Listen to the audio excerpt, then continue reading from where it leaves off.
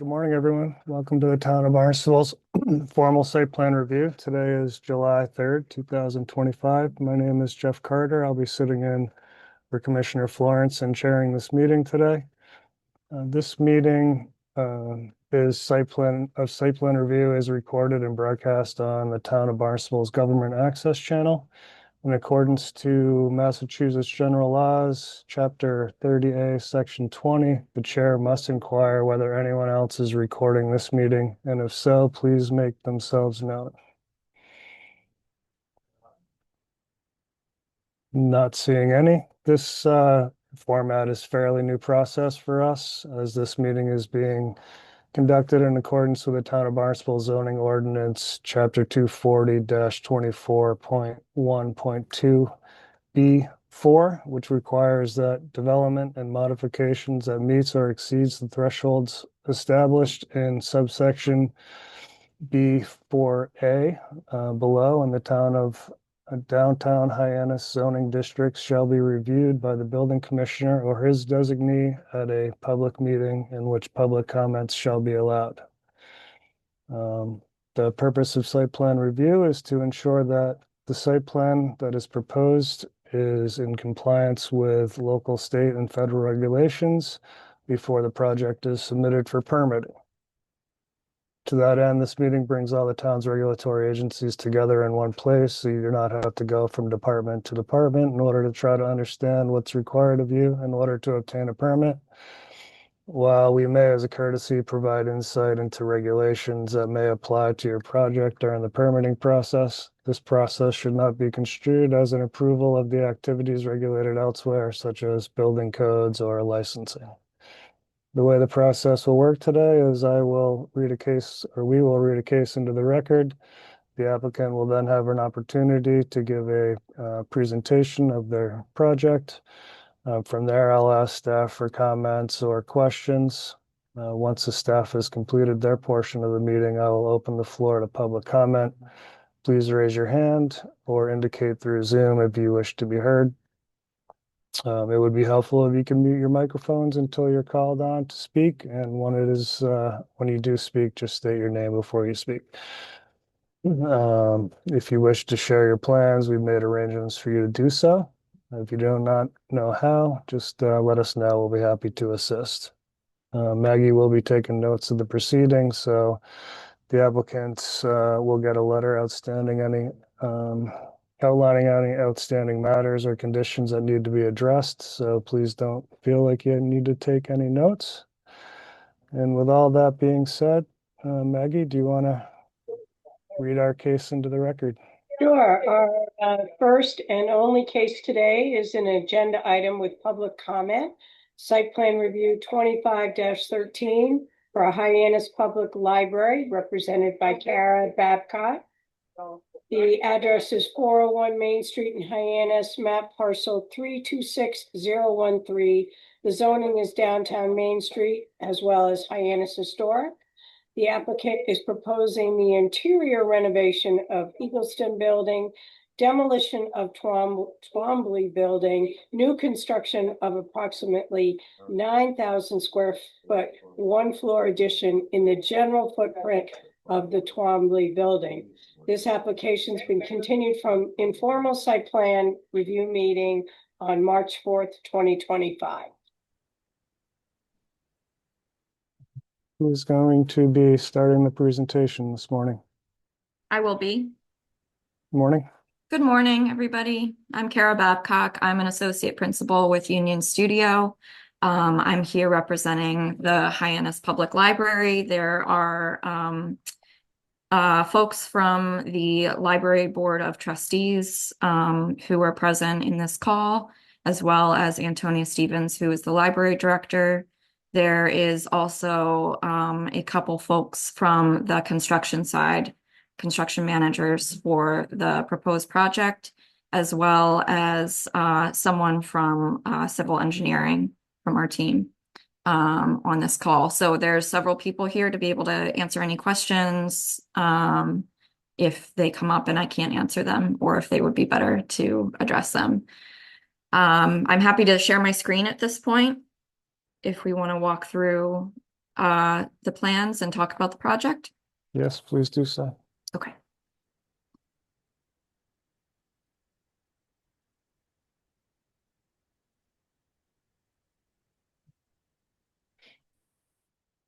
Okay.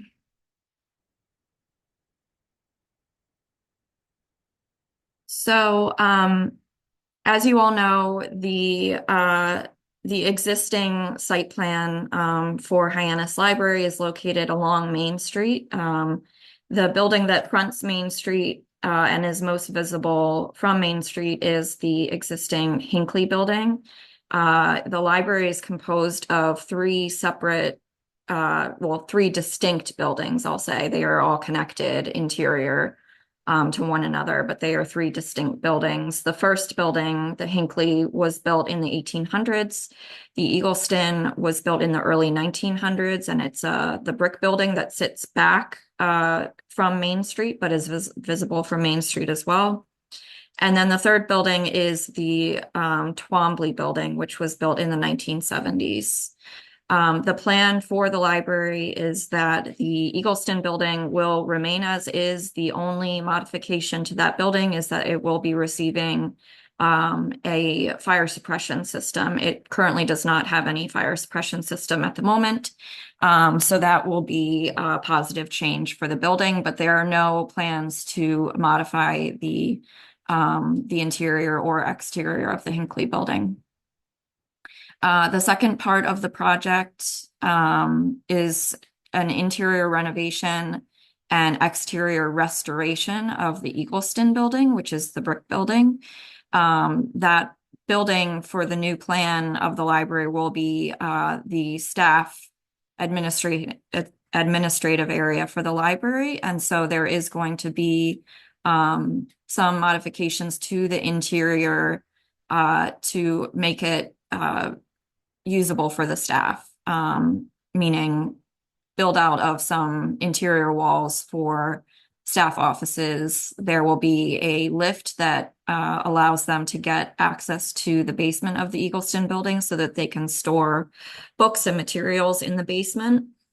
And then the major part of the project, what we're calling the second phase of the project, that happens after the Eagleston has been renovated, is the demolition of the Twombly addition and new addition being added in its footprint. The new addition is slightly larger in footprint than the Twombly building. And that's due to the Twombly building being a split level building that is not very accessible for patrons of the library. So the new plan is that the new addition will be one level with much better accessibility throughout and much better visuals for the library staff to oversee the library. So the footprint did extend a bit. However, this property has 0 lot line requirements, so we are staying within the property line and not asking for any variances for that. The backside of the site is currently a playground for children and users of the library. That is going to remain. However, it will need to be cleaned up and some of the play equipment put away during construction. But the plan is to reconstruct it back to its original form once the project is complete. So this is the existing site plan, just kind of diagrammatic site plan. This is not civil. This is just our architectural. And this is the proposed site plan. So you can see the proposed addition footprint is slightly larger. There are new exterior terraces with ramps and stairs that make accessibility into the building much more visible and easier for patrons to use. And let's see what else.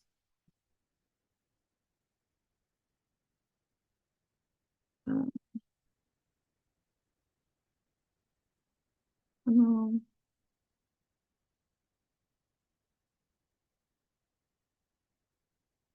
So here, and John from Baxter and I can speak to the civil work that's being done, and the utilities and stormwater work that's proposed to be done on the site.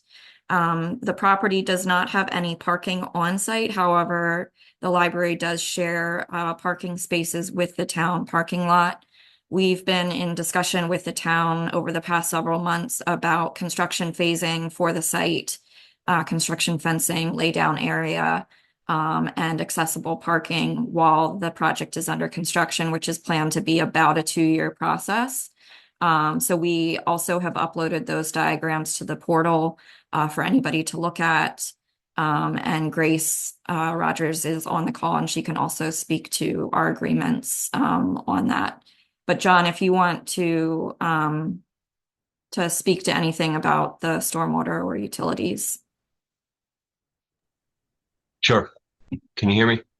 Yep. So with this project, the whole new building area will have interior roof drains, and all the stormwater for the whole new addition is going to come out the south side, and we're proposing an underground infiltration system in the area of the playground. And that whole system has been designed to handle more than the 25-year storm underground there. There's a small portion of the existing building that we could not pipe down to the south side, so we are proposing a small underground infiltration system to the west of the front portion of the building.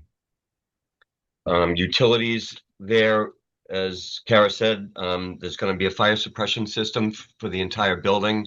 Therefore, a new 6-inch ductile iron fire service is going to be run from the main water main on Main Street to the northwest corner of the new addition, as well as a new 2-inch domestic water service.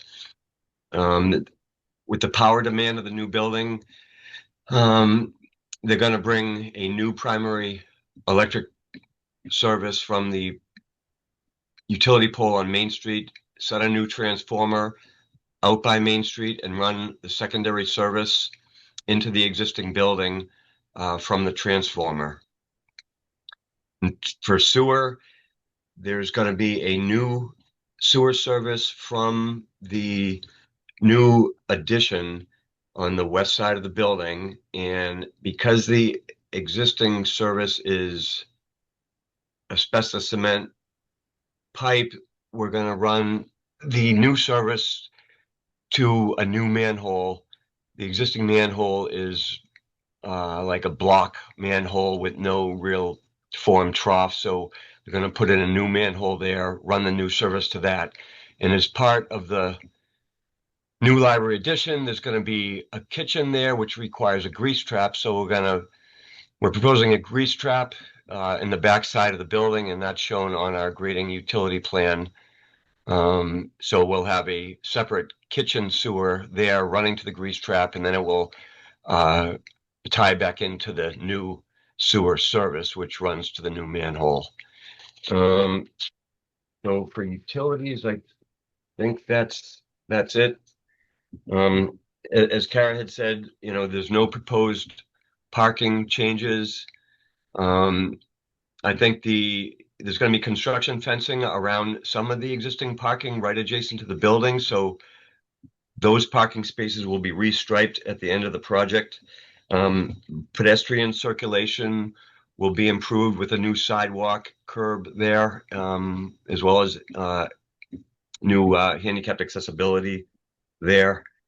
And in terms of solid waste, they have a small dumpster there over by the playground, but that's going to be eliminated, and they have an agreement with the town to use a dumpster over by the public restrooms on the east side of that parking lot.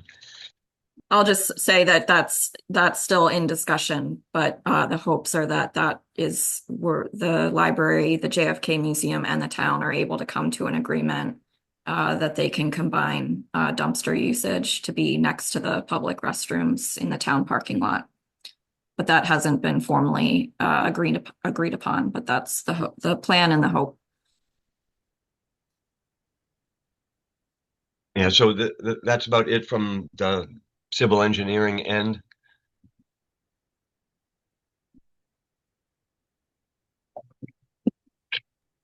Thank you. Is there anyone else from your team, Kara, that would like to speak on this?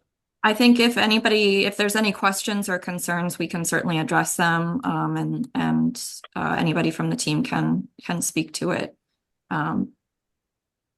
Sounds good. If you don't mind dropping your screen so I can see who's in the meeting, and we'll bring it to staff.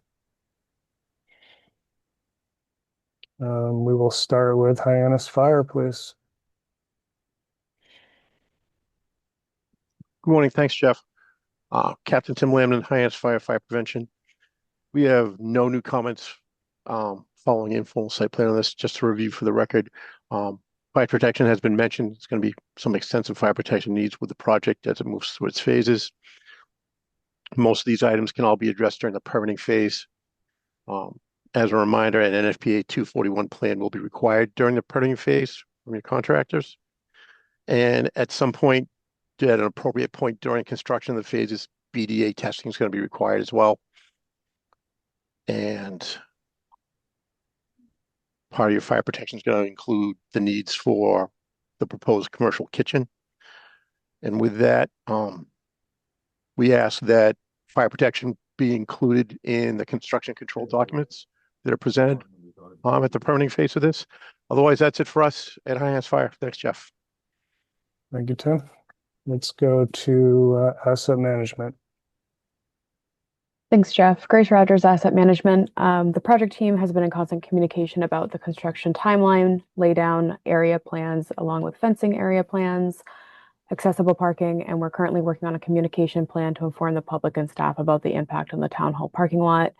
And we will keep working with them along with the discussion about the dumpster placement over the next 2 years. And we support this project to continue to permitting. Thank you. Excellent. Thank you. Health Division, please. Thank you, Jeff. David Stanton with Health. As discussed previously, they will need a food permit. The health inspector for this area is Thomas Gagnon.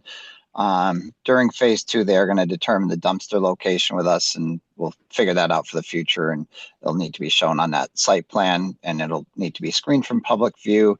And then there is a kind of a side note. I actually just emailed it to Kara. Our records show a second underground fuel storage tank. It has been abandoned in 2008, but I do want them to be aware of it. It doesn't appear to affect anything. It's just to the south of the current one they show on there under a brick walkway that will be a concrete walkway, but just wanted to let them know. So I did send the email with that diagram to Kara just a little while ago. That's all. Thank you very much. Thank you. Yeah. You're welcome. Thank you, Dave. Planning and Development. Competency for planning and development, our only comment is just make sure the project is consistent with the plans that were approved by HHDC. That's all we have. Thank you. Thanks, Kyle. DPW Engineering. Cleaning DPW Engineering. The project will require a road opening permit to complete the work within the public right of way. Any road closures proposed to facilitate work required a traffic management plan submitted, reviewed, and approved in the town prior to the start of construction. The project will require a sewer modification permit to be obtained from DPW prior to the start of construction.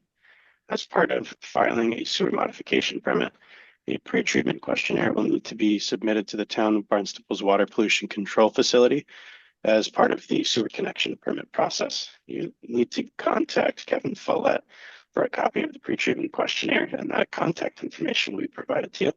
Any sidewalks damaged by construction activities will need to be replaced according to the DPW standards, and any tree removal or plantings within the right-of-way will need to be coordinated with DPW tree warden. Thanks, Nick. I think we got that.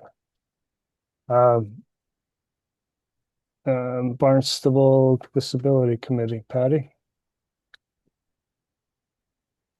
Hi, my name is Patty. I'm from the Barnstable Disability Commission, and my concerns are just making sure that all aspects of the building, parking, have ADA compliance, so thank you. Thank you, Patty. I Thank think you, I Mayor. hit all the staff. Did I raise your hand on staff if I did not grab you? No, I think I got everyone. So I'm going to open this up to public comment. Oh, Actually, Jeff, before we go to public comment, sure. one quick question to Dave Stanton. Dave, if you could forward us the information about that abandoned tank as well, just so make sure we've got it in our files. Will do. All right, thank you. So we will open this up to public comment. So please raise your hand if you are intend to comment.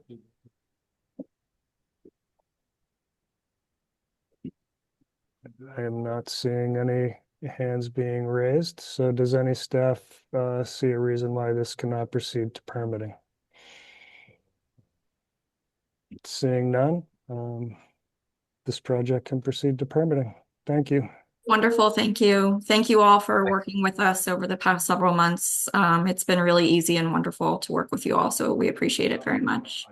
Thank you. Have a great 4th of July. Can't wait. Yeah, thanks for your presentation.